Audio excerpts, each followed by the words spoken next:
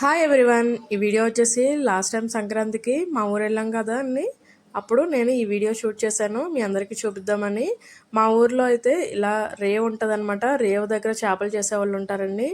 ఇదివరకు రోజుల్లో మనం అమ్మమ్మలు నానమ్మలు ఎంత పెద్ద చేపలను తెచ్చినా చేసేసేవారు ఇంటి దగ్గర. చేపనే నేను ఎందుకు వీడియో తీసి చూపిస్తున్నానంటే ఈ చేపలో ఒక స్పెషాలిటీ ఉంటుందండి. నేనైతే నేమ్ రివీల్ చేయను. మీరు కనుక తెలిస్తే కనుక కామెంట్ సెక్షన్లో కామెంట్ చేయండి.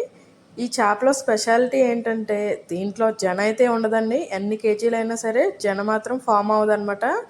డైరెక్ట్ ఫిష్ అయితే వచ్చేస్తుంది దీంట్లో నుంచి. అంతేకాకుండా దీంట్లో ఇంకొక స్పెషాలిటీ ఉంటుంది. మన చేతికి ఉన్న 5 ఫింగర్స్ ఎలా ఉంటాయో అలా ఉంటాయన్నమాట లోపల పేగులు దీనికి. అంతేకాకుండా దీని మూతి కూడా చూడండి ఎంత వెరైటీగా ఉందో. ఈ చేప 4 కేజీస్ అనమాట అండి. చూడండి 4 కేజీస్ చేపను కూడా ఎంతో ఈజీగా కోసేస్తున్నాడు. అంటే ఆ కత్తి ఎంత షార్ప్గా ఉందో మీకు కూడా అర్థమయ్యే ఉంటుంది.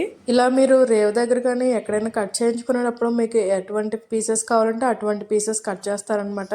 మీకు సైజు లెంత్ చెప్తే వాళ్ళు అదే సైజులో కట్ చేస్తారు. నేనైతే పొట్ట దగ్గర ముక్కలు విడిగా కట్ చేయించుకుంటాను అనమాట. పిల్లలు తినడానికి ఇష్టపడతారని.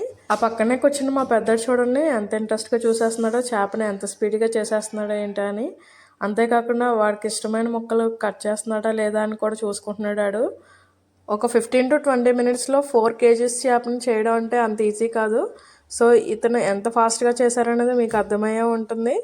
ఇలాంటి మరిన్ని వీడియోస్ కోసం నా ఛానల్ని సబ్స్క్రైబ్ చేయండి. ఇప్పటి వరకు చేయని వాళ్ళు ఎవరైనా ఉంటే కనుక అలానే లైక్ చేసి షేర్ చేయండి. Thanks for watching.